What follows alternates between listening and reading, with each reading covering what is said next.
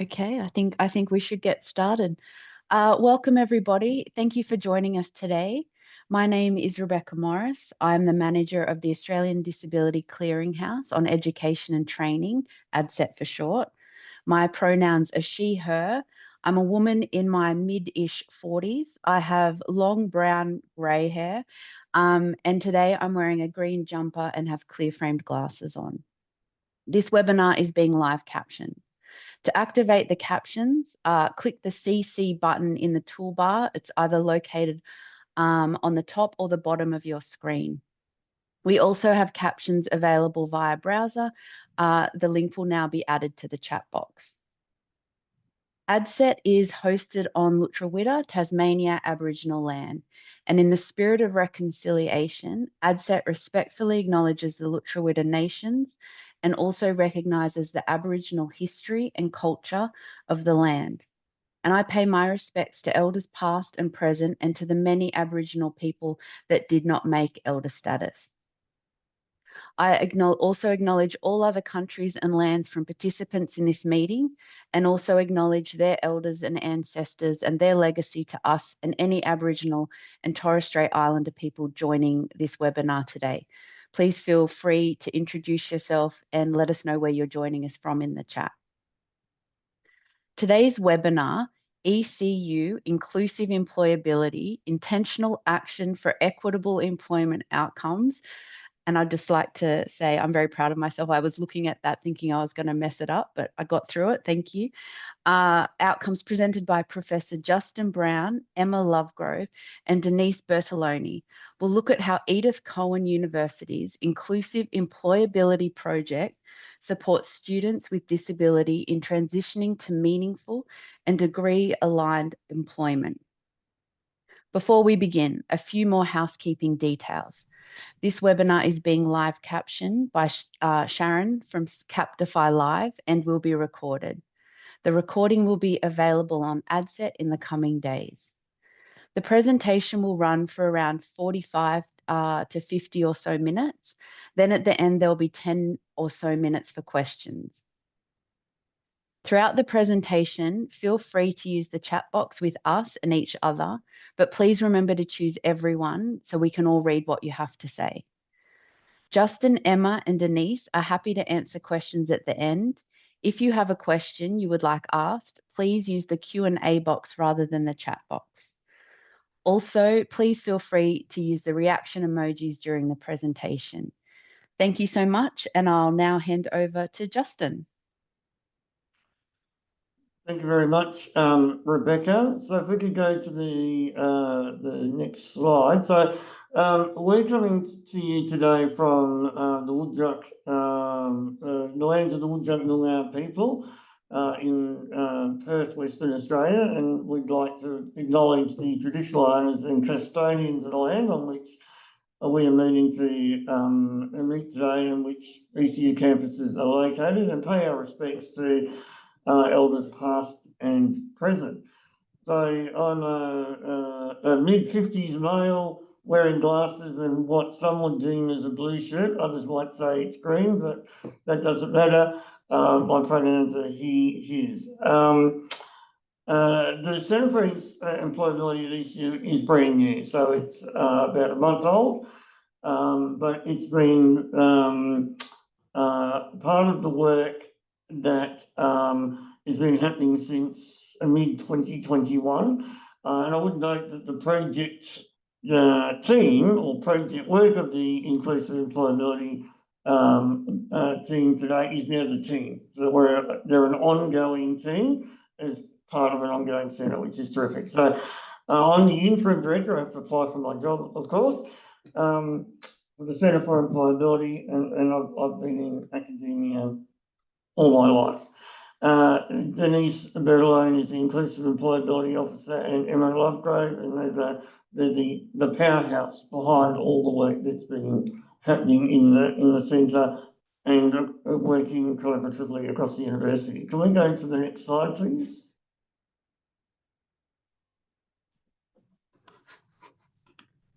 So basically, the Centre for Employability sits at the heart of a range of activities that take place across the university. So we run a centralised internships or work integrated learning program where industry partners can come through this team to recruit work integrated learning students, and then we go to the schools to help with that recruitment. So the partners don't have to deal with multiple schools and multiple requirements. So we're kind of a one-stop shop.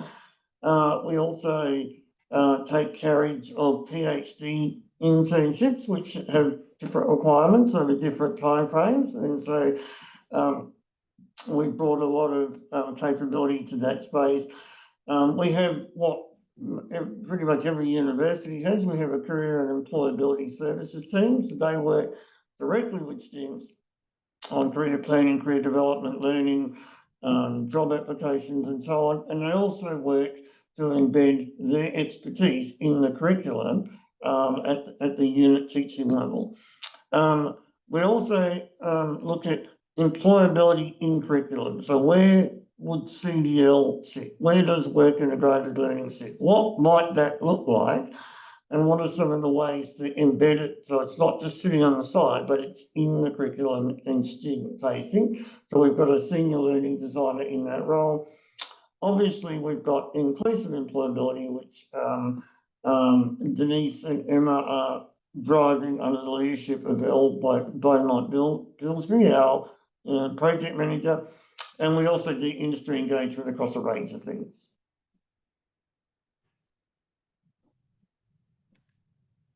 Next slide, thanks. Okay, I'll jump in now. Thank you, Justin. So I'm Emma Lovegrove. I'm a careers and employability professional with around 15 years experience across recruitment and careers. My pronouns are she, her, and I have shoulder length brown hair. I'm in my late 30s, a few more than I'd like, and I'm wearing glasses today. So as Justin's mentioned, inclusive employability work is part of the centre. The project work started early last year with the aim of developing a resource to empower students from equity cohorts in navigating their transition to employment. Since the project has pivoted from a short-term piece of work to an ongoing strategic function in the centre, and we've been redefining our vision as inclusive employability, and we have established 4 foundational pillars that will guide both current and future work. So the pillars shown on the screen, the first pillar is student empowerment, and that's about giving students fair access to career learning, helping them build skills to manage their careers, and showing a wide range of success stories and guiding students through the challenges of moving into graduate jobs. Inclusive governance is the second pillar, and that means making inclusion a core part of our policies, procedures, and everyday way, showing a wide range of, so it's built into how we teach and foster employability, not treated as something extra. And staff engagement is about bringing the ECU staff community along on our inclusive employability journey. So it's making sure that we're giving them the resources and the skills that they need to offer equitable career and industry experiences.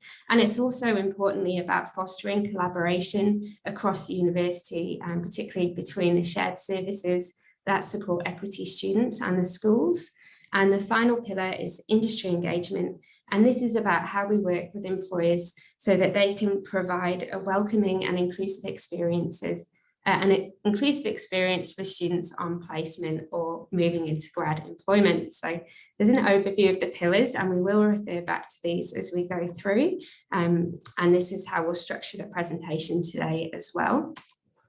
So for this student empowerment pillar, part of our work, so far there's been 2 key activities. The first one is Strengthen Diversity, Enhancing Your Employment Journey, which is an online resource for students, which sits within our learning management system, Canvas. And the second is a short video on a student's graduate journey to graduate employment, which we will show you shortly.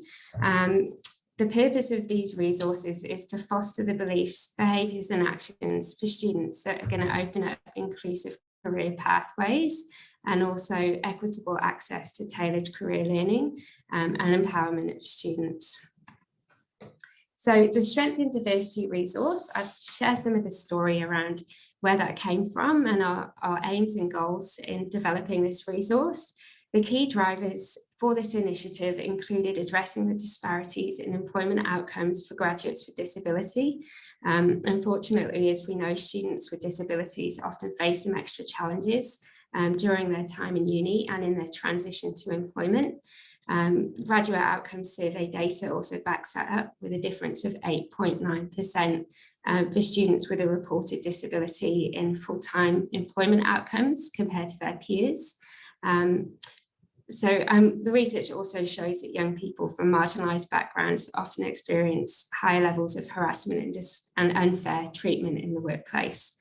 So they were some of the key drivers we had in mind when developing the resource. So the goal, as written up on the screen, I'll just read it out, was to create an online resource to assist with a successful transition into graduate employment. The intent for the resource was to be online so it could improve the reach and the accessibility of the resource. And a key principle and part of creating the resource was working closely with students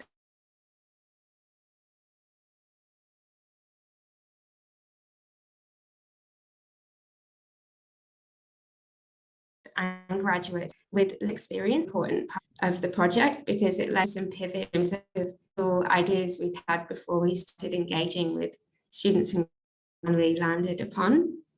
And the team also spoke to university services such as Equity, Access and Inclusion, Crunkel Cadagin, Careers and Employability, International and Student Services. So I'm going to speak to discovery and design, and then I'll be handing over to my colleague Denise to speak more to some of the lived experience insights. During this phase, we spoke with 6 undergrads and 2 grads who represented 4 key groups: LGBTQIA+ individuals, Aboriginal and Torres Strait Islander students, students with disability, and international students. More than half of them identified with more than one group, which showed us how important it is to consider overlapping experiences when creating the resource. In our conversations, we talked about their experiences at uni, how they learned about careers, related information, and what it was like applying for jobs and starting out in work. We also asked how they prefer to learn about careers and employment, whether that was through their course or in class, what kind of formats work best for them, and how long they would be willing to engage or watch a resource, read a resource, interact with it for.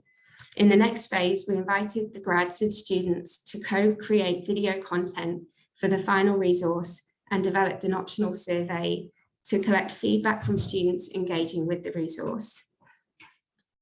Sorry, lights went off then. I'm going to hand now over to Denise to speak to lived experience insights. Thanks, Emma. So when we undertook our co-design process with our students, we did develop some lived experience insights. And these insights really focused on what content would be developed for our resource, but also how the structure of that content would appear in our resource. So some of those key insights for the structure of our content was that students really didn't want to see massive amounts of text. So they really wanted that to be minimalised, and they also wanted the information to be presented in multiple different ways. So not just as text, but also in different kinds of learning formats. But importantly, they also wanted video resources as part of the content that we developed. So that really is the primary focus of much of the resource, is the videos that we created. As well as that, looking at the actual development of the content, students really wanted to know about their rights and within the workplace, but that includes their rights as part of equal employment and anti-discrimination rights, but also rights around fair work and how they should and how they can be paid appropriately, and all of those elements. Students also wanted to know about how they could actually locate inclusive employers. So actually wanting to engage with employers that had a real dedication to diversity, equity and inclusion, and not just employers that paid lip service to that. As well as that, students also wanted to look at how the approaches they could take to being their authentic selves in the workplace. And that really rolled into finding inclusive employers, because the more inclusive an employer is, the more students recognise that they're really able to be their authentic selves, whether that may be being a member of the LGBTIQA+ community, or also being a person with a disability, but just being able to go to your workplace and be comfortable in your own skin and undertake your role, who you are as your authentic self. So that's really the main insights around the content development. And so after we had those insights, it actually then led to the development of our resource. So as I mentioned, the resource Strength and Diversity, the primary element of that resource is a series of videos that we've identified for 8 separate topics. And so those videos are real life stories from the workplace, and they feature our ECU students, graduates, and alumni. And they actually have videos where they information about stories from the workplace covering all of our 8 topics. So as mentioned, some of those topics include inclusive employability, but also your workplace rights. Specifically for students with disability, this also covered areas around workplace adjustments. So what they are, but also how you can approach an employer when you need a workplace adjustment to be able to support yourself in the workplace to succeed the best that you can. There was also videos around disability pride, and that really focuses on acknowledging and embracing your disability as a part of who you are. And that really also rolls into being your authentic self in the workplace.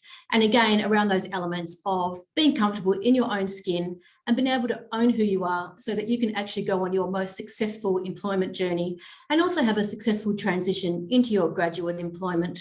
So that was the focus of our resources. And are we going to show a video now? Yes. We're hopefully going to show a video. So on the page, you can see an example of one of the Canvas pages, but I'll just describe that. It includes a short written introduction. So the one on the page, the one on the slide you can see is called Your Workplace Rights. There's a brief introduction. Then every single topic is structured the same way. It goes from the introduction into a video, which shares a real life stories, I should say, from the workplace. And then below that, there's additional resources, links, information that reinforces the messages from the video, and then also links into ECU support services that can assist students that have more questions or need additional help. So what we're hoping to do now is show you one of the videos, and everybody please cross your fingers and toes for me. Sometimes we have some technical issues with this, but we'll give it a crack.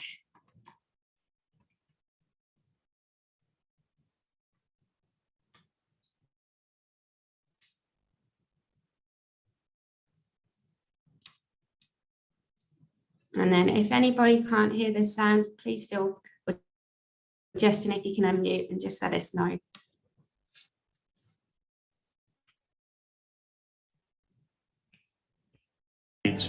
Has really given me the knowledge of what I need for when I apply for a future job, and knowing what I need to have in place to be able to do my duties.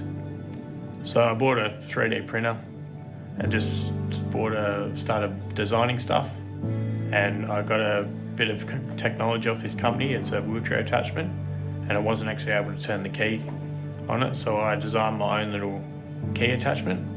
And when I'd done that, I went back to the company. I said, hey, I've made this key attachment. You can have these to give to any other clients that need them. And then he took a couple of them and he'd get them from me when he needed them. And then they had a job opening for a designer, and they called me up and asked me if I wanted the job. And I said yes, and took it. And that's been it. So just get out and do it. You know, it's good to have a job. It's when you find something you like doing, it's fun.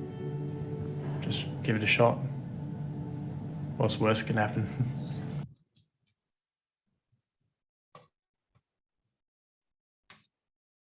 Alrighty, so hopefully we're back to the presentation now. But that's just an example of one question from one of the videos. Each video has around 1 to 3 questions with different people responding and sharing a story related to a question. So we came up with some questions, but we very much gave the students and grads who participated, they were able to take their own take on it, to write their own content. It was very powerful and it was very much directed by them in what they wanted to share. So we feel incredibly privileged and honoured that these students, the message was and grads wanted to give back to students and share some things that they wish that they'd known on their journey. So I'm going to skip this slide. It just shows, I had it as a backup plan, but it just shows a question and then a screenshot from the video. So it's just to give you a taste of what it looks like if the video didn't work. So this is Denise talking to Disability Pride. An example of another question: can you share a story about a job-related setback you overcame? How did you request workplace accommodations? What have you done to explore future work options was the one that we just heard Dale speak to.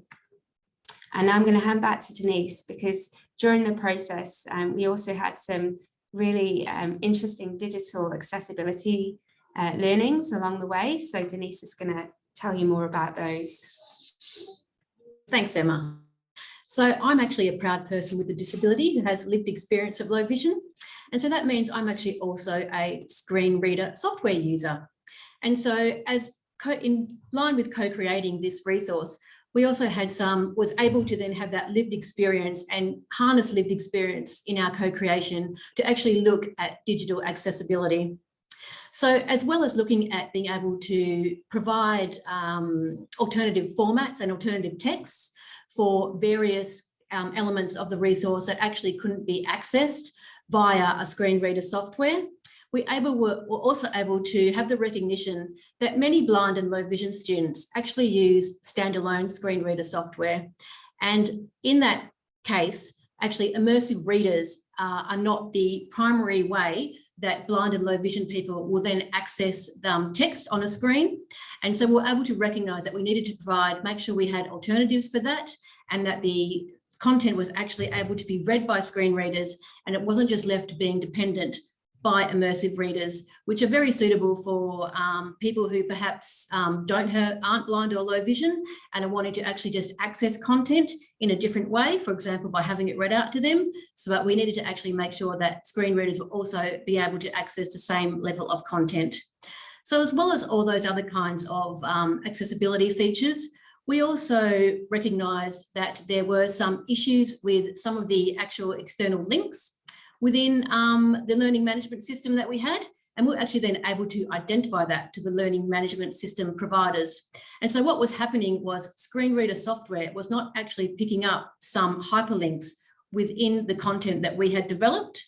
And so what we then did in order to adjust for that is actually just feature the words external link within the actual title of the hyperlink, so that a screen reader would understand that this is a hyperlink, and that it would then actually be able to access that information. Otherwise, it was just actually reading it as plain text.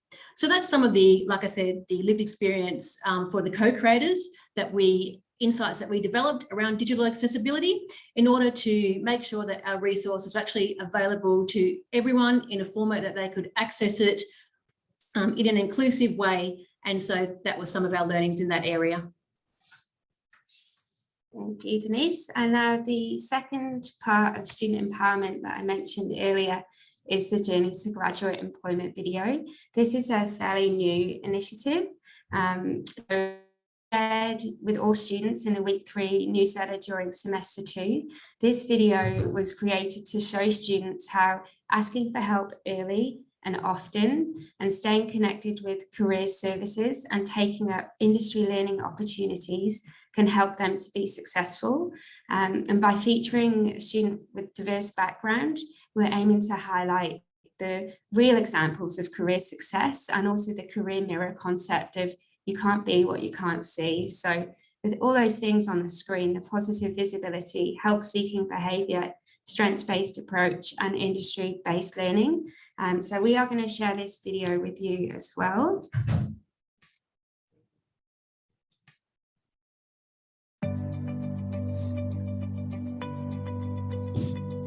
So my name is Julia. I came to ECU as an international student to study a Bachelor of Computer Science with a major in software engineering. So I'm working as a graduate engineer for process control networks for Yokogawa, which is a leading provider in industrial automation and control systems.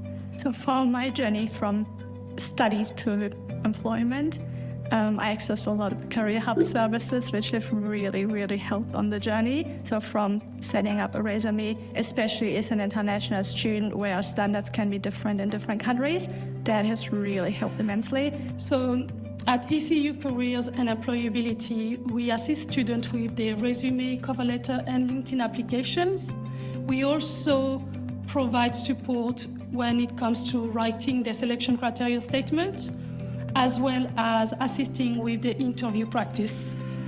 We also support students with their career exploration and understand the labour market. So for industry-based learning at the School of Science, we're very lucky to have WIL, which is Work Integrated Learning, but also our Applied Project Unit. The Applied Project Unit is a great alternative to gain some very valuable skills, not only in your technical capabilities, but in your professional skill set, and that's building communication skills, problem solving, critical thinking, and that collaboration between stakeholders as well, which is vital when you're getting ready to enter the workforce. So in the Applied Project, I was working on a project and a team where we were basically setting up a robot for autonomous navigation and obstacle avoidance, where we faced quite a number of challenges, which gave me a good idea of what that might look like in a job realistically, having to resolve problems, working in a team with other people, communicating with stakeholders. We have noticed that successful students are proactive students. Julia is one of these students. She has shown, since she has met us, resilience, adaptability, flexibility, and courage. Julia was very self-driven, gaining extracurricular activity, gaining knowledge from us on how she can improve, what areas she needs to work on, and really utilising that to build her employability and her skill set, making her at the when she graduated a very valuable and attractive graduate to gain employment. So for students moving into employment, the advice that I would give is volunteer as much as you can, get involved in the industry, gain as much experience as you can, start early, have plan A, B, C, as many as you need. Don't just apply for one, just keep going, send out multiple things, possibly even at the same time. And also when you apply for a job, knowing why you're applying. Most importantly, I would say don't give up. Go, and now we're going to hand over to Justin to speak to inclusive governance, but again, another amazing student. We're really grateful to Julia for sharing his story with other students. Okay, thanks, Emma and Denise. So sorry, Justin. Okay. So one of the critical pieces is not just providing resources to students to say, hey, you can do it, and there's a destination at the end. But it's also creating a governance framework around inclusive employment and accessing those opportunities that kind of encodes not just what this team and the Access and Equity team are all about, but that students can see it as a university-wide commitment. So if we go to the next slide, Emma.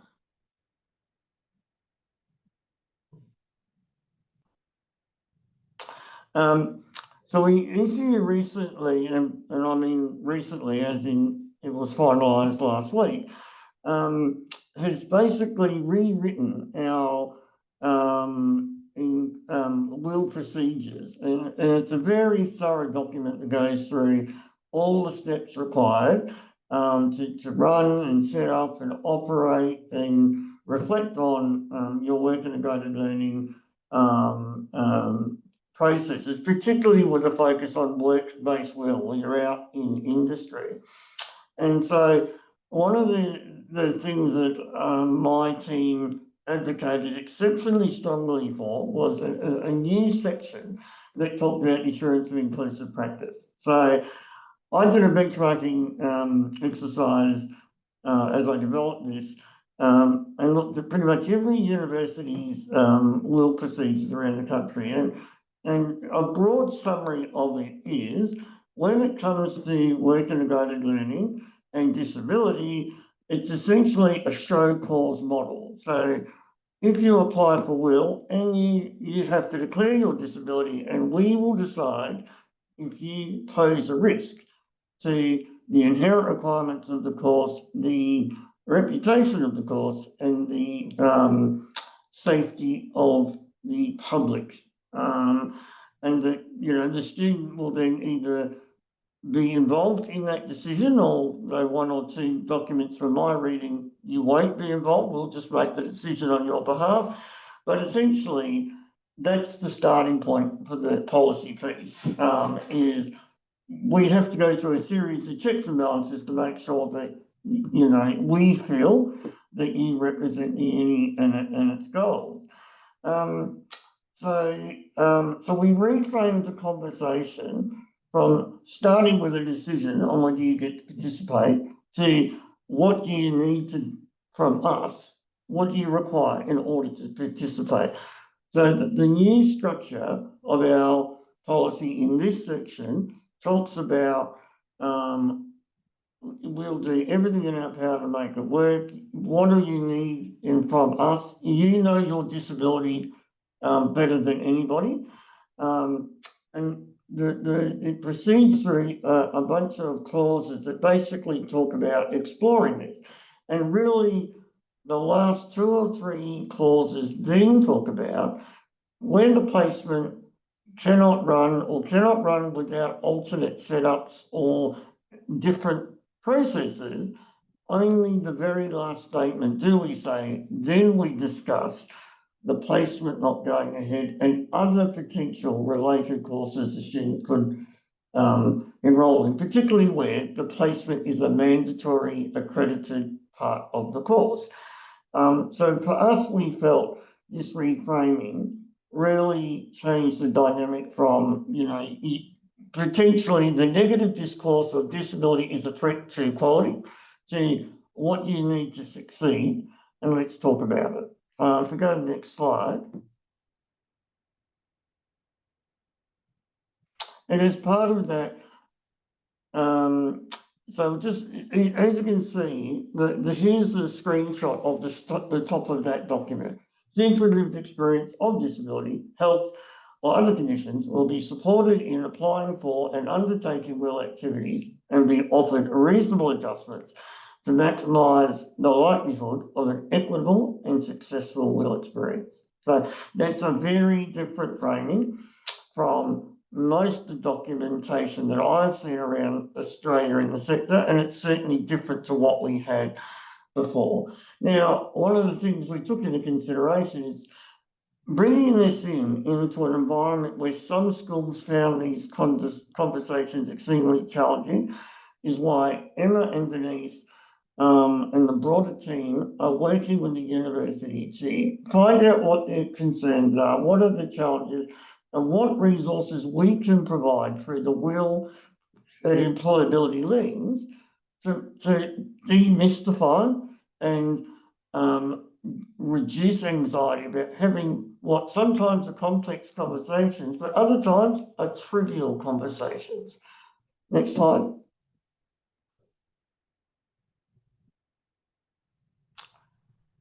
Okay, so I think this is back to you, Emma.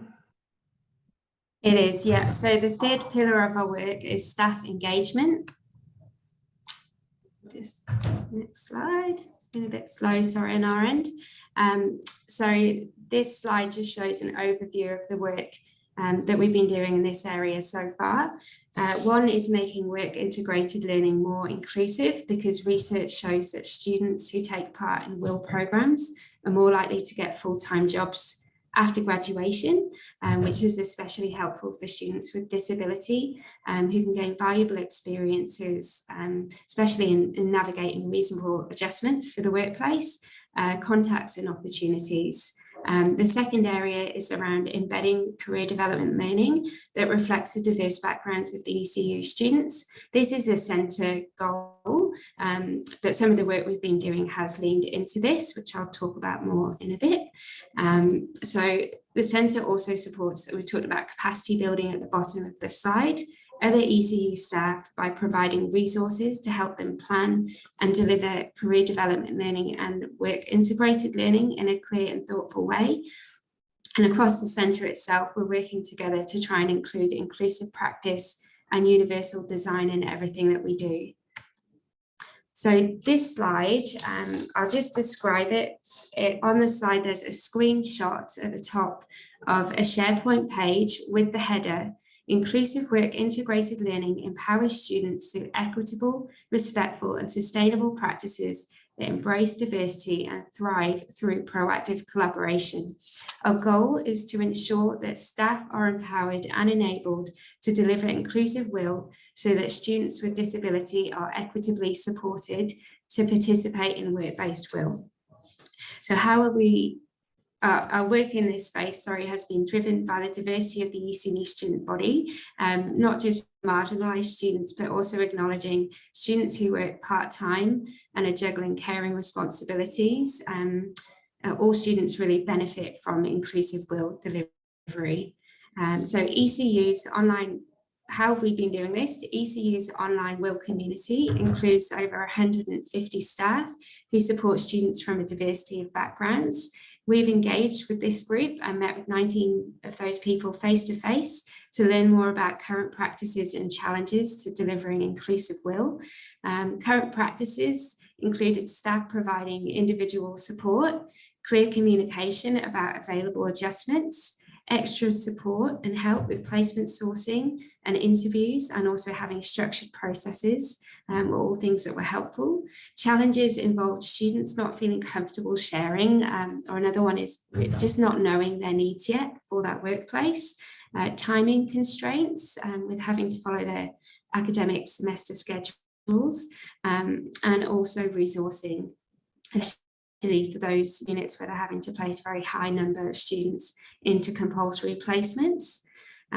Employers who shared clear information, who were open to co-designing or co-creating placements, and implemented adjustments, made a big difference to student experiences. In addition to this, we've been working with Access and Inclusion to look at how students can access central support when navigating work integrated learning and requesting adjustments, and how the information is shared. And we're developing initiatives to work across students, accessibility advisors, will staff and industry partners to create open and collaborative conversations. We believe Access and Inclusion play a key role as experts in disability and also confidential support for students who might be unsure about their workplace needs, how to discuss them with their study area, or may have concerns about inherent requirements. So the SharePoint page where I described the header at the top earlier, that's still a work in progress, but the goal is for that to act as a repository for case studies and resources that can serve as a practical toolbox to support the delivery of inclusive will.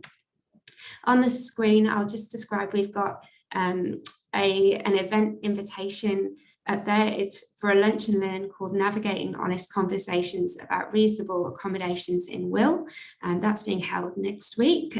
So Denise and I are facilitating that, and we will have 3 panelists. We've got a representative from the School of Nursing and Midwifery, School of Science, and the Access and Inclusion Coordinator, and they'll be speaking to questions around how to support students who are sharing disability, to how to help them identify their needs for the workplace, and how to approach conversations around meeting inherent requirements. So the second part that I mentioned was embedded career development learning. This section, this is really a centre piece of work around intentional embedding of the career development learning, but we've been the strength and diversity resource, with that being an online Canvas module. There is the ability to link that into their career development learning and work integrated learning preparation, so it can be embedded into that content. This work is led by the Centre's curriculum consultant and career advisors. For anyone, we've been talking about career development learning a lot. I just wanted to clarify for anyone not, in case there's anyone not familiar, this includes categories of learning that students might experience through their studies, or should, if this is done correctly, such as navigating recruitment processes, developing a professional identity and engaging with the wider world. So, for instance, that could be the ability to recognise and evaluate your own strengths, capabilities, limitations, beliefs and values, and how that might connect to your future career. Why is this important? Well, it's important because course curriculum that carefully embeds career development learning can empower students to self-manage their employee and also help them develop their career capabilities, agency, and enhance their confidence to connect to employers. And the importance of career development learning is highlighted by it having a presence in the curriculum. Intentional career development learning makes sure that students will learn to identify and articulate their professional capabilities, regardless of their capacity to access extracurricular support. So if careers just exist as an extracurricular support only, then it relies on time, confidence, and other capabilities in order to access that support. So career development learning should commence in the first year and have a whole of course program plan, guiding when and where students will encounter it.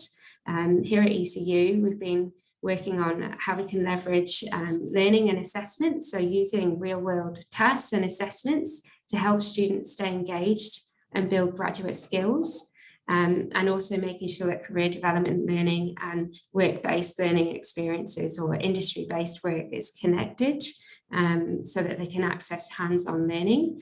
There is a suite of centralised campus modules, which includes the Strength and Diversity module to support staff with the consistent and inclusive delivery of career development learning.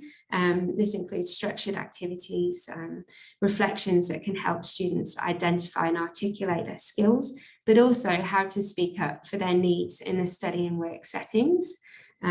Additionally, ECU have micro-credentials for staff on career development learning, work integrated learning, and also inclusive practices that can be done as a standalone or integrated into part of a grad cert in academic practice. And I'm going to hand over to my colleague Denise to speak to industry engagement. Thanks, Emma. So our fourth pillar was around industry capacity building. And so ECU had in place an online guide for work integrated learning supervisors within work-based environments. And so what we were able to do in the inclusive employability team was actually contribute some DEI elements into that guide.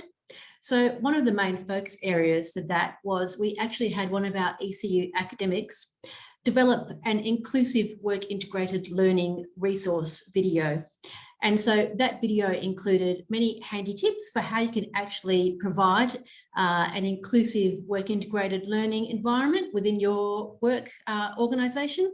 And so some of those tips included actually providing DEI strategies and policies to the student, but also as well talking with the student around flexible working arrangements that will both suit the industry partner and also the student, as well as conversations around implementing reasonable adjustments. And so the industry partners able to be very open and honest that they are supportive of putting in place reasonable adjustments, able to access those whilst on work integrated placements. As well as that, also just looking at tips around inclusive onboarding. So for example, if an organisation has some sensory spaces in place, just letting all students know when they come on board that these spaces are available for them to utilise. So as well as providing that guide, we also look at inclusive internships here at ECU. And so we're able to help our host organisations to actually implement affirmative measures within their internship advertisements. So here in WA, we actually have exemptions to our Equal Opportunity Act, which means that employers are actually able to recruit for specific equity cohorts. So in many instances, this is commonly used for recruiting for Aboriginal and Torres Strait Islander people or for people with disability. And basically what this means is that industries are able to take the opportunity to actually increase their workforce with cohorts that have historically been marginalised and been underrepresented within workforces. So as I said, we're able to actually help our industry partners to put those affirmative measures in place so that they're able to actually specifically recruit for equity cohort students as required and as suits their operations. As well as that, we have internships. In our internships, we make available to students the idea that they're able to access workplace accommodations, as well as flexible working arrangements, so that they have that opportunity to actually participate fully and succeed in a work integrated learning environment in a industry partner without having additional barriers and challenges that they may experience around disability access and inclusion. Can I just jump in? It's yes. Rebecca again. Also, we make available. Sorry, Emma, I was just going to jump. Sorry, Denise. Yes. I was just going to jump in. This is your 5-minute call, but you've still got 5 minutes. And then we'll wrap up. Thank you. Thanks, Rebecca. So also just letting you know that we offer the opportunity for our students to actually interact with GradWise, and so to have actually additional supports around disability access and inclusion provided for them, so that when they're entering work integrated learning, that they actually have some additional supports outside of ECU. Thank you. And just to clarify, the GradWise partnership's available through careers, and it's usually for students and grads moving into graduate employment. So just a really quick summary, because I want to hand over to Justin to wrap up with the next steps. This slide just shows a recap of the pillars, because I know we've been through a lot of information today. So student empowerment, inclusive governance, staff engagement and industry engagement form the 4 foundational pillars, and the goals have encompassed online resources for students, fostering systemic approaches through WIL procedure, building capacity for staff so students are fairly supported to access WIL, and building capacity for industry so students have welcoming and inclusive experiences on placement. And as a centre goal, they're supporting intentional embedding of career development learning into course curriculum to facilitate the equity of access. So this work is still very much underway, and it's an ongoing process of renewing and refining, reviewing to understand impact and effectiveness and for gaps for future work. So on that note, I'm going to hand back to Justin. Thank you, Emma and Denise. So where to from here? Well, there's obviously a lot to do. I don't think the disability inclusion piece is ever it's never finished. You can never tie a bow around something and say, right, that bit's done. It's always a journey. So we're looking at ongoing reflection and evaluation of what we do and what are the most impactful pieces of resources for students, for staff and for industry, always with that lens of whole of institution, which is our remit.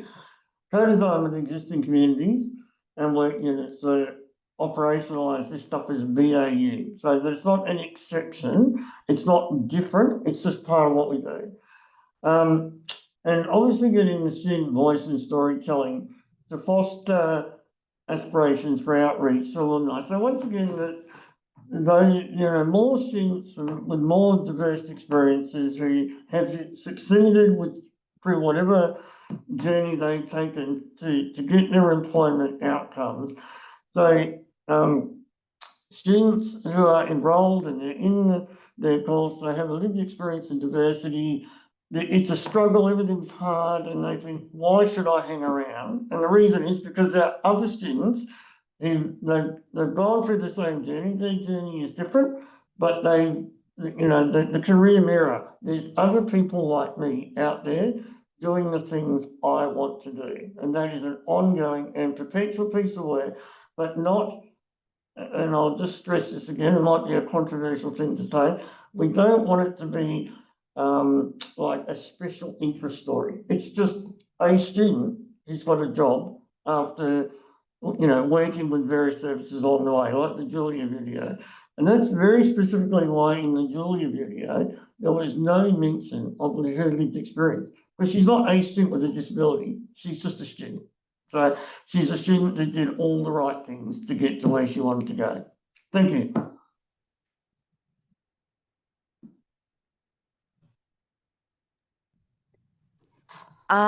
It's Rebecca here again. Thank you so much, Justin, Emma, and Denise.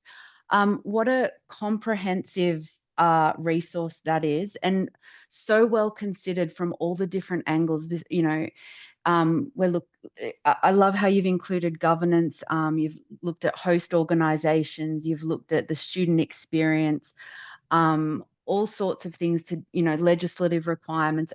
It's mind-boggling actually what you've pulled together. And I'm desperate to have a little, look in more detail. I really want to see some of those resources, especially the resources that you're providing to supervisors on how to make work integrated learning sessions more inclusive.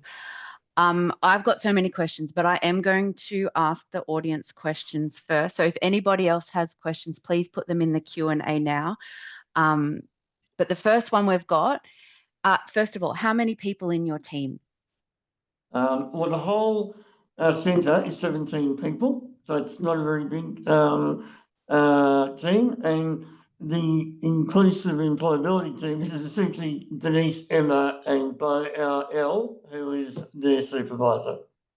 So they're getting a vast amount of work done for a very, very small team.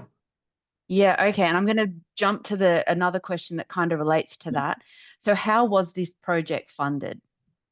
So we started with the actual MPhil funding. So this is, linked to the former governments. The one good thing they did was to put out the National Priorities Industry Linkage Funding. And so that set up myself and one other staff member in 2021 to start a university-wide internship for a major partner, which then grew and grew and grew and grew. So we've been funded up until now by that federal funding, which is coming to an end this year. But thankfully, the centre is now being stood up as an ongoing function that is linked to recurring funding. Yeah, wonderful. Now, question from Julie. Are the videos getting lots of engagement? Are you tracking sort of the metrics on these resources? Emma? Yes. Yeah, I can speak to that. Great question. So with the Canvas site, the way it's set up, we can see if students have added the Canvas site, if they've enrolled into it and they've added it into their own dashboard. So we've got an indication from there of how many students have added that. So I think it's over 100. However, if students are interacting with the resource but not adding it to their dashboard, it's difficult to measure that engagement. However, we know it's been embedded into uni prep, and it's also been embedded into will preparation modules and career development learning modules. So we suspect the engagement is much higher, but unless a student actually actively clicks to add the whole module to their dashboard, there's some challenges there with evaluation that we're still working through. I'll just add to that. We're putting together what we call an employability data ecosystem, where basically every click on every resource we provide to any student anywhere will be recordable and feed into a dashboard predictive model. Now that is nascent, very early stages, but we hope to have that built out. I'm presenting it to the university exec in about 2 months, and we'll start building it out and probably have it done within 18 months. So then we'll be able to get really focused data, which students from which cohorts are interacting with what resources. Yeah, that's wonderful. I'm just wondering, and I think you mentioned, so students have access to these resources from their first year of study. And is it, how do they access this? Do they have to, like you say, they're down enrolling themselves in the Canvas modules, but how do students know that it's there, and how throughout their student life cycle are they made aware that this support and these resources are there? And I'm thinking in particular in terms of students who may acquire a disability throughout their education, or we all have those students who don't know that they need support until further down the track, and then don't know that the support's there. So how do you cover that? Yeah. So it's a multifaceted approach. So we have it, we made it available to access and inclusion. So we're very aware of the resource. Because it's an open course site in Canvas, they can just share links with students who come into them for services. And same with the careers team, and it also has a presence on the careers student website.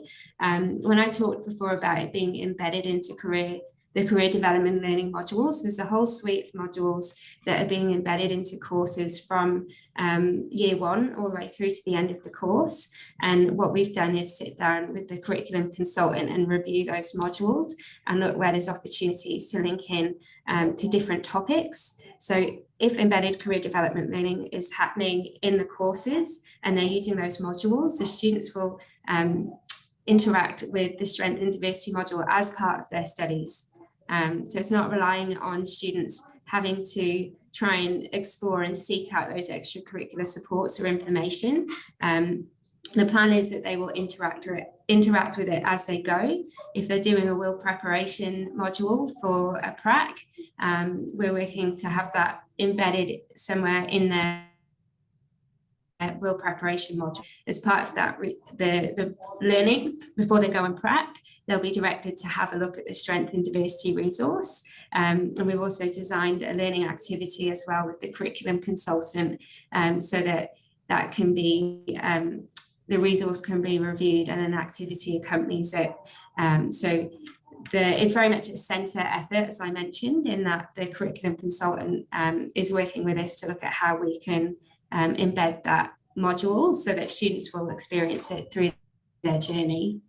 I hope that answers your question. It's fair to say getting these messages to students, students are hyper-focused on assessments and marks and deadlines. So often trying to get students to engage with supports when they need them or even before is a universal challenge, not just in the inclusion space, but for all services we provide. Definitely. And I'm just thinking as well, and you've mentioned it, your ongoing consultation with faculties, obviously, from all levels in terms of like looking at inherent requirements and the governments and policies surrounding it, but obviously also them embedding it in their sort of information to students in that prep for will and employability. So I do have so many more questions to ask, but I am mindful of the time.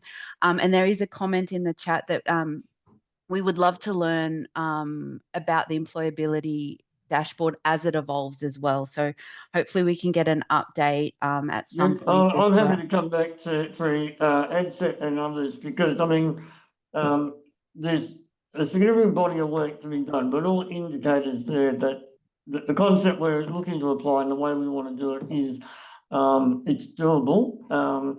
And I think, instead of guessing what is the impact of what we're doing, we'll be able to actually say this is the impact on those who engage with us. That's the ultimate goal. Incredible. And then it is about sharing that best practice to get that the greatest reach. So we very much appreciate your contribution and willingness to share with us all. Having said that, the time is up, I'm afraid. So thank you so much, Justin, Emma, and Denise. And thank you also to our captioner, Sharon. Great work. So an email will be sent out to all participants when the recording of this webinar is available on the ADCET website. Please feel free to share this with your colleagues. We ask that you complete our short survey on this webinar and sign up to our newsletter. These links will now be added to the chat box. And please save the date for our upcoming webinars. We have Genio, Unlocking Better Learning for All with Assistive Technology, a vendor demonstration on 11 September.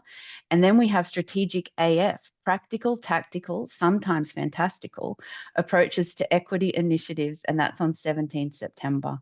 And further details of those are in the chat box as well. Thanks, everyone, and see you next time. Bye-bye.